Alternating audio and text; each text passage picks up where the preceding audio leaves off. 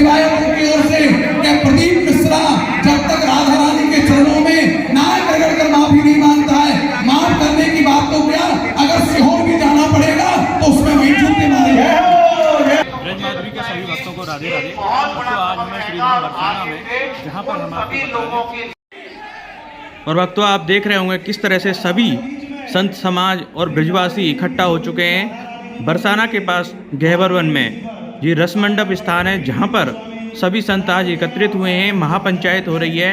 जो बयान प्रदीप मिश्रा जी ने दिया था उसके विरोध में आज यहाँ महापंचायत सभी ब्रजवासी संत जन इकट्ठे हुए हैं रसम। और दर्शकों हम आपको बता दें पूरे ब्रज में इसी तरह का आक्रोश है जिस तरह से प्रदीप मिश्रा ने बयान दिया है राधा रानी के ऊपर, उनके बारे में एक टिप्पणी की है, उनके विवाह को लेकर, उनके जन्म स्थान को लेकर। इसके विरोध में हर जगह में प्रदर्शन हो रहे हैं। प्रदीप मिश्रा का पुतला फूंका जा रहा है और आज महापंचायत श्रीधाम बरसाना में आज हो रही है जहाँ पर अनेकों संत विद्वान आज आ रहे हैं। वो पूरी जानकारी आज आप हमारे चैनल के माध्यम से जानेंगे। तो अभी कुछ ही घरों में यहाँ पर पंचायत शुरू होने वाली है। आप देख रहे होंगे गौरव दल के जो युवा हैं वो यहाँ पर आ चुके हैं और प्रदीप मिश्रा के खिलाफ नारेबाजी चल रही है। अभी सभी संत समाज आने वाला है। और भक्तों पद्मश्री श्री रमेश बाबा जी महाराज पहुँच चुके हैं पंचायत में। बिल्कुल नंद बाबा की तरह सबके तैयार हो गए हैं।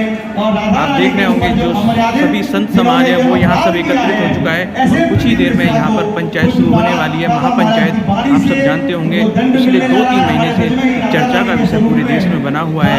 राधा रानी के प्रति जो भाव है लोगों का, ब्रजवासियों का, उसका एक तरह से अनादर मिश्रा ने किया है। उसी के विरोध में आज यहाँ पर महापंचायत श्रीधाम बरसाना में हो रही है जिसमें सभी साधु समाज देश के कोने कोने से यहाँ आया है, ब्रजवासी भी आए हैं, सभी एकत्रित होकर यहाँ पर उनका विरोध कर रहे हैं। तो अभी आप श्री रमेश बाबा जी महाराज के दर्शन कर रहे हैं और अब कुछ ही क्षणों में यहाँ पर पंचायत शुरू हो जाएगी। जो सभी वक्ता हैं, कथावाचक हैं, साधु संत हैं, सब अपने अपने वक्तव्य यहाँ पर देंगे।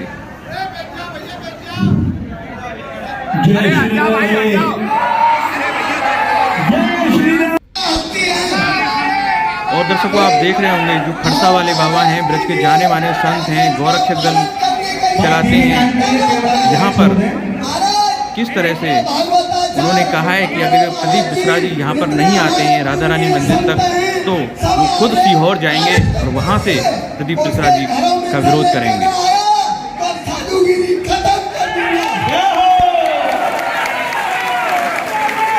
बाबा महाराज ने हम सभी को क्रांतिकारी दिशा दी। जय हो, जय हो,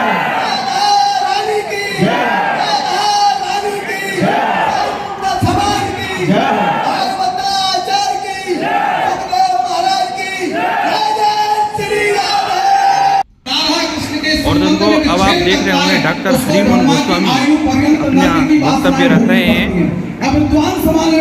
नंदगांव के सेवायत हैं, वो नंदगांव की ओर से अपना पक्ष रखते हुए बोल रहे हैं। मैं 2 बात बताना चाहता हूँ निवेदन पूर्वक। कुछ हमारे लोग, हमारे ब्रजवासी, हमारे हमें से या उसके बनाए हुए कुछ चक्र के द्वारा कहते हैं कि क्या आवश्यकता पड़ गई बात विवाद करने की। आपस में तुम लोग लड़ोगे नहीं, आवश्यकता है। व्यासपीठ को बार बार खंडित करने का प्रयत्न विधर्मियों के द्वारा किया जा रहा है और अपने लोगों को उसमें मिलाया जा रहा है। जब व्यासपीठ कहती है कि क्षौर कर्म नहीं करना चाहिए, क्षौर कर्म करके बैठना शुरू हुआ, अगर उसी दिन विरोध हो जाता तो क्षौर कर्म नहीं किया जाता। क्यों नहीं हुआ उस दिन विरोध? इसलिए एक उदाहरण दिया है मैंने। विरोध इसलिए आवश्यक है, लोग कह रहे क्या गलत बोल दिया। उसने बोला, मैं आपको सबको सुना देता हूं, शायद सबने नहीं सुनी हो क्योंकि वो शब्द हमारे कान में गूंज रहे हैं। कृष्ण की 16 कोई सनातन में कोई उदाहरण दे दे कि किसी पत्नी के पति की दुश्मनी हो। वो कहना क्या चाहता है हमारी किशोरी के लिए? राधा के पति में कृष्ण का नाम नहीं है। अगर एक मुद्दे को लेकर चले हम तो ये दंडनीय अपराध है कि नहीं? सब हाथ उठाकर बताएं, ये दंडनीय अपराध है कि नहीं? तो कहता है अयन घोष, क्या बताना चाहता है वो? महाराज जी बैठे, कितनी राधा थी ब्रज में, किस राधा की बात कर रहा है वो? साक्षात गोलोक वासिनी, साक्षात गोलोक निवासिनी किशोरी जी, जिनके लिए किसी पर पुरुष के अंग को ब्रह्मा देख नहीं सकते, चरणों पर दृष्टि नहीं डाल सकते, वो किशोरी जी किसी अयन घोष के पास जाएंगी? लाज नहीं आती उसे कहने में। मैं आज सभी से निवेदन करना चाहता हूँ, इन टिप्पणियों को खंडित करते हुए जो हमारे लोग भी जैसे गेहूं में कंडुआ हो जाता है, उनको भी समझना चाहिए। ये संत बैठे हैं, ये सभ्य बैठे हैं, ये वक्ता बैठे हैं, ये कोई ऐसा समाज नहीं बैठा है। एक एक व्यक्ति 1-1 लाख का नेतृत्व करने वाला बैठा है। अगर यहाँ 1000 व्यक्ति बैठे हैं तो समझो 10 करोड़ व्यक्ति भारत का नेतृत्व कर रहे हैं।